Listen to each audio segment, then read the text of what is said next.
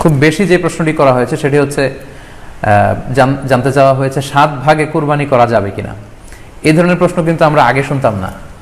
Recently কিছু কিছু স্কলারদের আলোচনা বা এতে করে লোকজন হয়তো বিভ্রান্তিতে ভোগেন কিংবা একটা ধোঁয়াশা তৈরি হয়, ফলে এই প্রশ্নটি করা হচ্ছে। আমরা আবহমান কাল থেকে আমাদের প্রিয় মাতৃভূমি বাংলাদেশে হয়তো ছাগল কুরবানি দিয়েছি অথবা গরু কুরবানি দিয়েছি সর্বোচ্চ 7 ভাগে। সো এটা আমাদের সবার কাছে জানা ছিল, এ নিয়ে আগে সংশয় ছিল না। ইদানিংকালে অনেকের মধ্যে এই বিষয়ে সংশয় জেগেছে। কেউ কেউ বলে থাকেন যে ভাগে যদি কুরবানি দেওয়া হয় 7 জনে মিলে, গরুতে বা মহিষে বা উটে, এই ভাগে কুরবানি হবে না, এটা অনেকে বলে থাকেন। এই কথাটি আসলে ঠিক নয়। আপনি যদি ভাগে কুরবানি দিতে চান এটি জায়েজ আছে, এবং একটি উটে বা মহিষে বা গরুতে আপনি সর্বোচ্চ 7টি ভাগে কুরবানি দিতে পারবেন ইনশাআল্লাহ। এ ব্যাপারে সহিহ মুসলিমের একটি হাদিসকে আমরা এখানে উল্লেখ করতে চাই।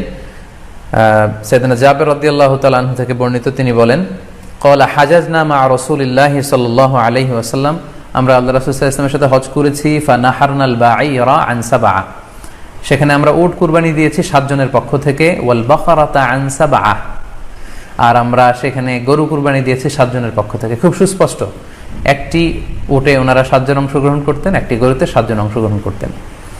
তো এই হাদিসের আলোকে অনেকে বলে থাকেন যে এটি হজের সময়, সফরের সময়, কিন্তু মুকিম অবস্থায় 7 ভাগে দেয়া যায় না। আসলে এই কথাটিও ঠিক নয়, কারণ সুনানে আবু দাউদের আরেকটি হাদিসে এসেছে যেখানে আল্লাহ রাসূল সাল্লাল্লাহু আলাইহি ওয়াসাল্লাম সুস্পষ্ট বলেছেন, সেখানে হজ বা কোনো সফরের উল্লেখ নেই। সেটা হচ্ছে জেনারেল স্টেটমেন্ট, অর্থাৎ আল বাকারাতু আন সাবআ, গরুতে সর্বোচ্চ 7 অংশ দিয়ে কুরবানি দেয়া যায়।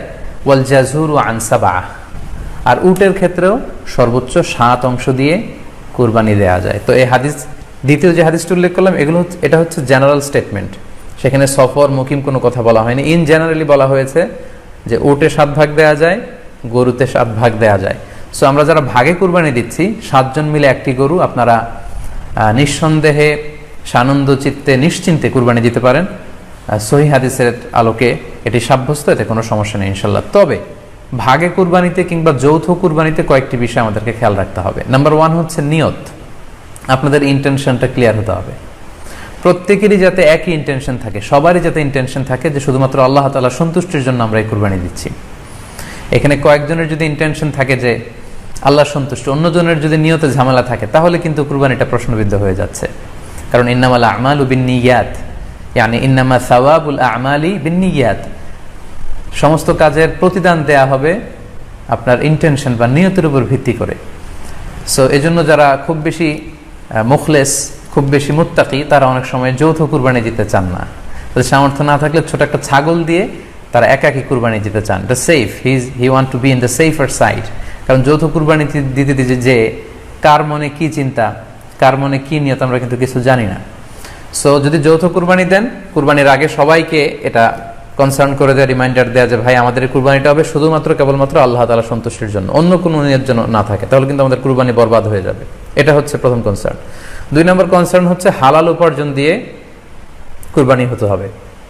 যৌথ কুরবানিতে কেউ কেউ যদি এমন থাকে যাদের উপার্জন হালাল না, সেই কুরবানি কিন্তু আল্লাহ তাআলার দরবারে কবুল হবে না। সো এটা খুব গুরুত্বপূর্ণ একটা বিষয়। আরেকটা হচ্ছে লৌকিকতা। লৌকিকতা যদি থাকে তাহলেও কুরবানি কবুল হবে না। যৌথ কুরবানিতে কারো যদি এটা থাকে যে আমার গরুটা সবচেয়ে বড়, আমাদের গরুটা এলাকার সবচেয়ে বড় গরু, এবং সবাইকে বলে বেড়াচ্ছে যে এইবারের গরুটা সবচেয়ে বড় হয়েছে, আমার চেয়ে বড় গরু কেউ দিতে পারে না এই এলাকায়। তো এই জাতীয় যদি লৌকিকতা প্রবণতা কারোর মধ্যে থাকে, তাহলেও কিন্তু তার কুরবানি কবুল হবে না। সো যৌথ কুরবানি যদি আপনারা দিতে চান, এই বিষয়গুলো আমাদেরকে খেয়াল রাখতে হবে।